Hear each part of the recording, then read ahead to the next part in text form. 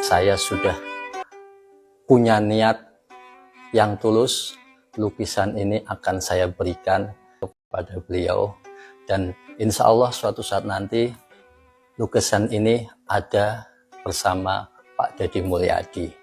Dan para kansa, Kakang Teteh, dulur sedanten, saya minta doa dan dukungannya untuk membagikan video ini langsung kepada tim KDM.